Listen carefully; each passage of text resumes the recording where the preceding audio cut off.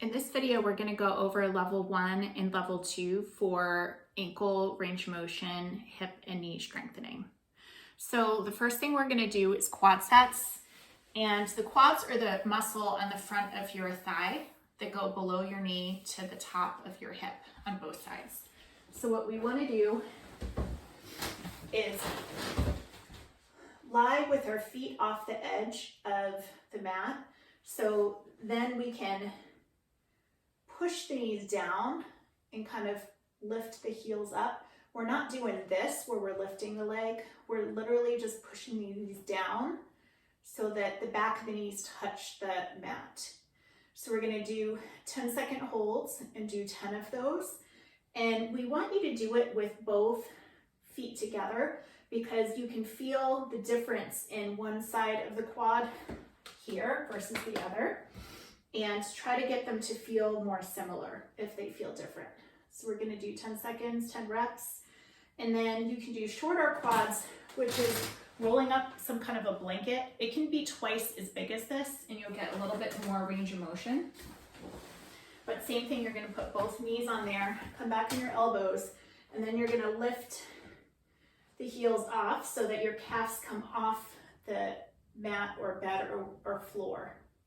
So you're gonna hold the end there, 10 seconds. And when your quad muscles contract, your kneecaps should go up. So you can put your hand on your kneecap and feel it kind of ride up, not a ton, but a little bit. That's how you know your quads are working correctly. So you're squeezing the front of your thighs, making your kneecaps come up, holding that for 10 seconds, and then coming down again. And then doing the same thing, pushing the knees down into the towel roll to get your feet to come up and your calves to clear the floor or bed or mat, wherever you're lying on. So those are shorter quads. Then we want to do some hip and knee exercises.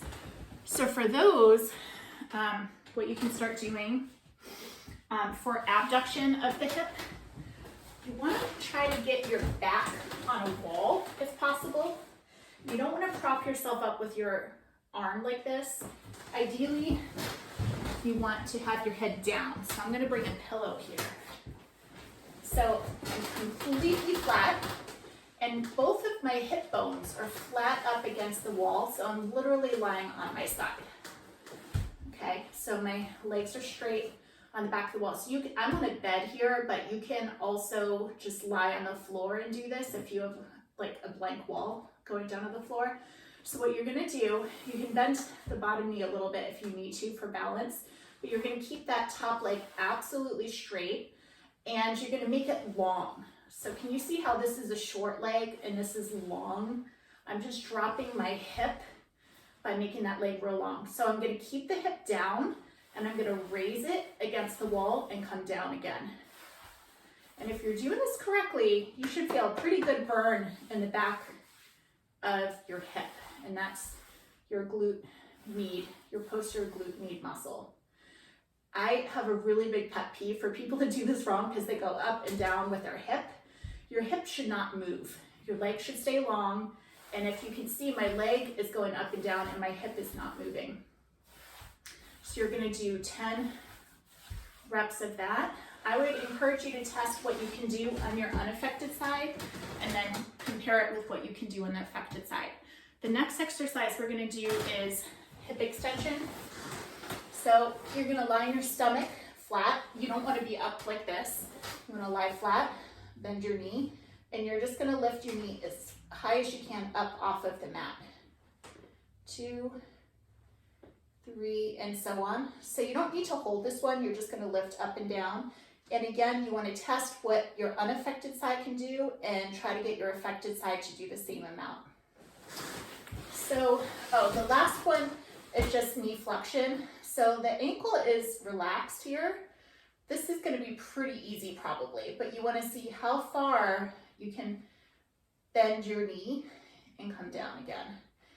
And do it on the other side. So you'll probably be able to do this the same amount of times and go the same distance. It really takes out the calf. The calf does not limit this motion. So you're going to do 10 on this side in a row, and then 10 on this side in a row. just to get your knee range of motion back in case it's slightly limited. So that's it for week 1. For week 2, you can start to add some ankle motions, okay? So I'll show you what this looks like. I'm gonna bring this down a little bit here. There we go. So there's 2 motions. If you keep your knees totally straight and you bring your toes inward, that's called inversion. If you keep your knees totally straight and bring your feet out, that's called eversion. If you do this, that's just hip range of motion. That's not moving your ankles. So you want to keep your knees straight without moving.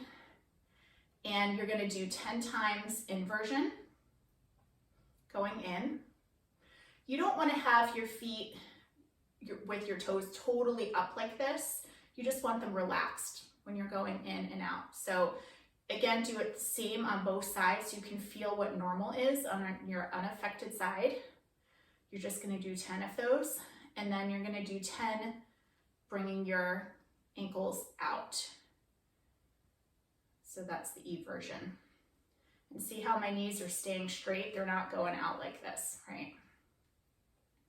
Okay, so that's inversion, eversion, and then the last thing you're going to do, I'm just going to show it as if it's your unaffected side so you can see the angle on here.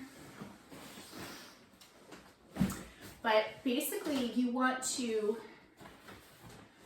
kind of keep your foot off of the edge, and actually, let me show it this way. You could just do it here where your foot's off the edge, okay? And what you're going to do is you're going to point your toe down and then come up just to the point you feel your first stretch. So you're going to point your toe down and bring it up to the point you feel your first stretch. You can do that on both sides. I just showed it on one side for being able to visualize it well, but you can do this in the same way on both sides. So you're pointing your toes, which is totally fine at this stage, and then you're going to bring your toes up to the point you feel restricted on the side that's affected. And then you're going to point both toes down so you're matching what you can do on your affected side with your unaffected side. Point toes and come up. You really don't want to force bringing your toes up this direction at this stage. Okay, so pointing down, coming up to neutral, pointing down, coming up to neutral, pointing down, coming up to neutral 10 times. So that's active ankle range of motion, and I believe that's it.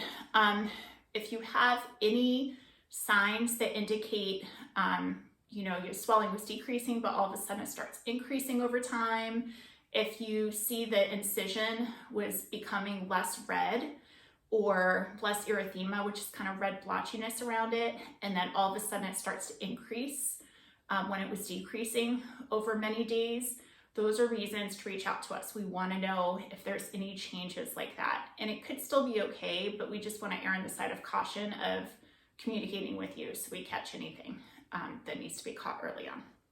All right, keep on letting us know how things are going, and we wish you the best of luck.